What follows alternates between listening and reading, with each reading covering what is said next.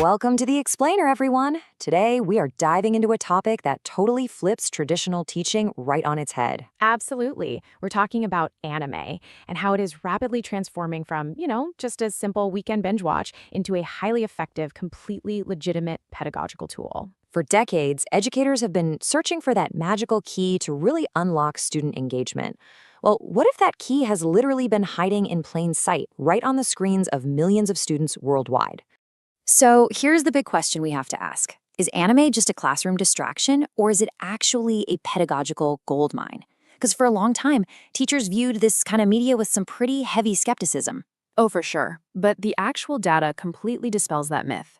It turns out it's this massive, untapped goldmine that meets students exactly where their interests already lie. Instead of constantly fighting for their attention, we can actually leverage what already captures it. Okay, so here's our syllabus for today's Explainer. First, we'll look at the ultimate engagement tool. Second, teaching STEM and history.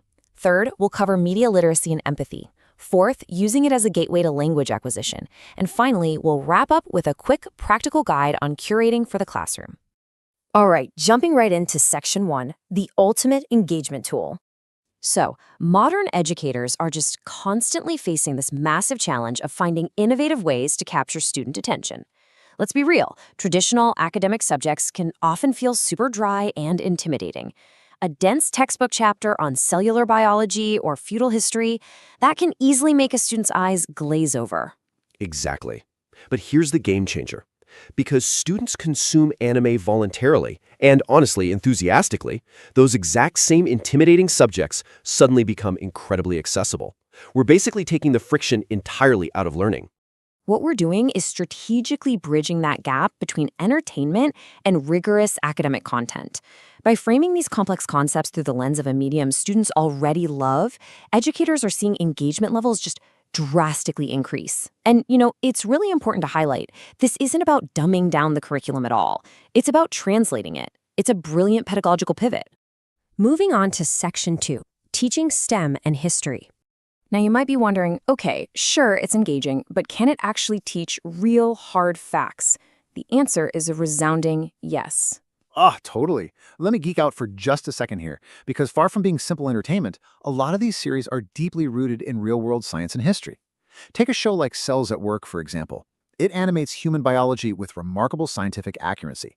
The white blood cells, red blood cells, platelets, they are all personified, and their interactions literally mirror actual biological responses to pathogens. It is incredible. It really is. And going way beyond STEM, we have these sweeping historical epics that introduce students to feudal eras, or shows that intricately weave in complex global mythology. Utilizing these shows as visual case studies completely turns abstract concepts into a living, breathing narrative. It transforms what would normally be a rote memorization task into a memorable, character-driven story. Right. Suddenly, history isn't just a list of dates on a page. It feels alive. And science isn't just a boring diagram. It's a dramatic, microscopic battle for survival. All right, let's shift gears to Section 3, Media Literacy and Empathy. We are elevating the discussion now, moving away from just facts and formulas to the really crucial development of soft skills. Japanese storytelling natively features some really unique elements that are absolutely perfect for the classroom. Definitely. We're talking about incredibly complex character arcs, significant moral gray areas where the good guys and bad guys aren't always so clearly defined, and deeply diverse cultural perspectives. When educators use these narratives, they literally force students to think critically about story structure and inherent bias. They have to stop and ask, wait, why did this character make this choice? What societal pressures actually influence them? Analyzing these kind of mature themes naturally builds cross-cultural competence. Right, which essentially means developing a global awareness by viewing societal issues from non-Western viewpoints. It asks students to step outside the traditional Western literary canon and basically walk a mile in shoes from an entirely different cultural framework. It is just a massive builder of empathy. Now for Section 4, Gateway to Language Acquisition. Let's step into the linguistics department for a minute. Anime isn't just a tool for science or literature. It is arguably one of the modern world's most powerful gateways for language and cultural exchange. For language students, textbooks can really only go so far, right? This medium provides actual exposure to authentic conversational Japanese. Students are getting real-time listening practice at native speeds. Exactly. And they're hearing specific regional dialects they might never ever encounter in a standard language course. Plus, it naturally introduces viewers to Japanese customs, societal etiquette, and rich folklore, all at the exact same time. Fostering a broader appreciation for global diversity and inspiring lifelong curiosity. That right there, that really is the ultimate academic victory. When a student starts watching a show just for the action or the comedy, but ends up deep diving into folklore research or downloading a language app, that sparks a lifelong curiosity about foreign languages and cultures that extends way, way beyond the four walls of a classroom. Finally, let's talk logistics. Section 5, Curating for the Classroom. Fully acknowledging the practical needs of forward-thinking educators, how do we actually implement this? Well, it really comes down to a simple three-step blueprint. Evaluate mature themes, ensure age relevance, and align heavily with academic content. Careful review is totally mandatory here, just like it is with any Western television or movie. But if school administrators and teachers follow these steps, making sure the content is age-appropriate for the grade level and tied directly to the curriculum, it can be deliberately and safely selected to act as highly effective visual case studies. So, we've seen today that anime is far, far more than just a distraction.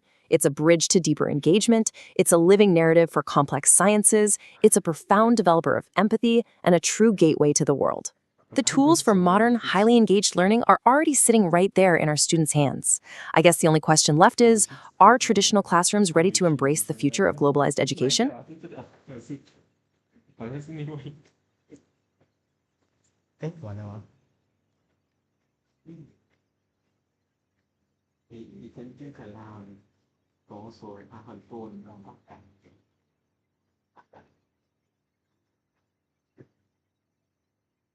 Welcome back to The Explainer. So today, we're diving into a topic that is literally everywhere right now. We're talking about AI and the future of work. Are we looking at a shiny new robotic co-pilot, or are we all just about to be replaced?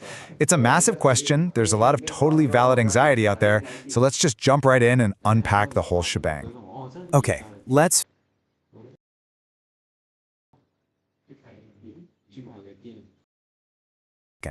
That is the central fear of our era, right? Technology is moving at this absolutely breakneck pace.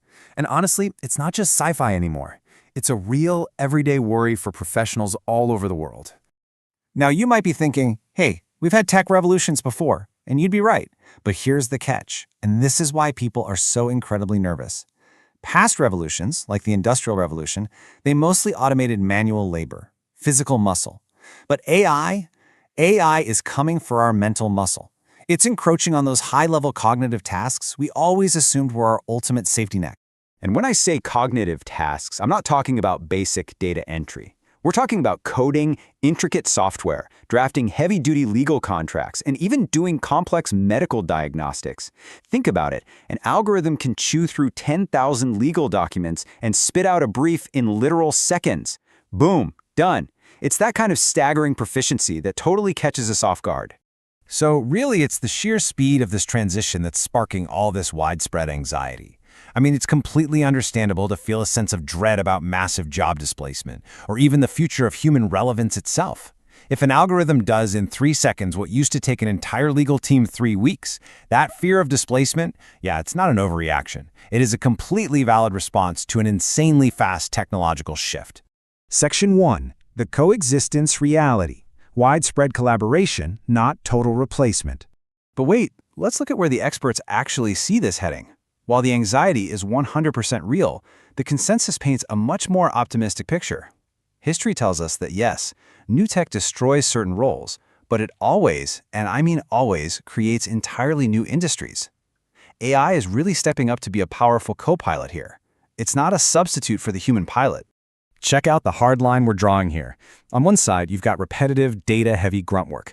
AI is going to process that infinitely faster than we ever could. But on the flip side, humans are actually being elevated. We're shifting away from just grinding through raw data and moving toward critical decision-making, basically deciding what that data means and, more importantly, what we actually do with it.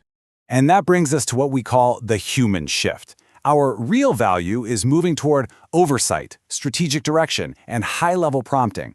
It's kind of like being the conductor of a massive orchestra. The AI plays the instruments, but we provide the strategic roadmap and make sure the whole symphony actually sounds good and aligns with our goals. Moving on to Section 2, the irreplaceable human element, or as I like to call it, the moat of human consciousness.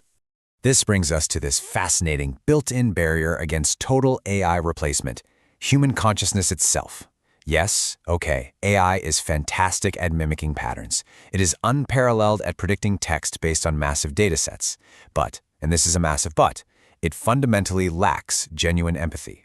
It has zero emotional intelligence and absolutely no authentic cultural context. Those are uniquely human traits. You just can't code that into an algorithm. It all really boils down to this. AI cannot feel, it cannot care, and it cannot build trust. Sure, it can draft you a perfectly polite email, but it cannot sit across the table from someone and forge a deep, genuine relationship. And as we all know, those trust-based relationships are basically the glue holding human society, and by extension, our entire economy, together. Because machines are basically emotionally hollow, there are certain roles that absolutely demand the human touch. Just look at these: effective leadership, nursing, teaching, and creative storytelling. You literally cannot automate the genuine, comforting care a nurse gives to a scared patient. You can't algorithmically generate the spark a teacher ignites in a struggling student. These roles run on the human element, and they remain firmly protected by that moat we just talked about. All right, Section 3, Shaping the Shared Future, Merging Intuition with Algorithmic Speed. So, knowing all this, how do we actually navigate what comes next? I want to pause here because this quote completely reframes the entire debate for me. The future will not be a battle of humans versus AI, but a partnership of humans utilizing AI against those who do not. Think about that. Your real competition isn't the machine. It's another human who has adopted to use this incredible tool, while you, well, maybe refuse to. It's a total paradigm shift. To make sure we're on the winning side of that equation, we have to take action. Number one, we've got to embrace adaptability and lifelong learning. The tools are going to keep changing, and so must we. 2, as a society, we need to proactively establish smart, ethical regulations to keep this safe. And 3, we absolutely have to implement continuous retraining programs so nobody gets left behind in the dust. This is how we take the wheel. By taking those proactive steps, we actually guarantee a pretty reassuring, forward-looking reality. AI is a tool that augments human potential rather than eclipsing it. It's here to enhance what we do, to take the boring, repetitive busywork off our plates, and let us focus on what we actually do best: being human, making the big strategic choices, and connecting with each other. Which leaves us with one final, kind of provocative question to consider as we wrap up this explainer. How will you use AI as your co-pilot? You know the risks, you see the massive potential, and most importantly, you know exactly what makes you irreplaceable. The future of work is a shared one, so I challenge you to grab the reins, merge your human intuition with that algorithmic speed, and let's start building. Thanks so much for hanging out and learning with me today, and I'll catch you in the next one.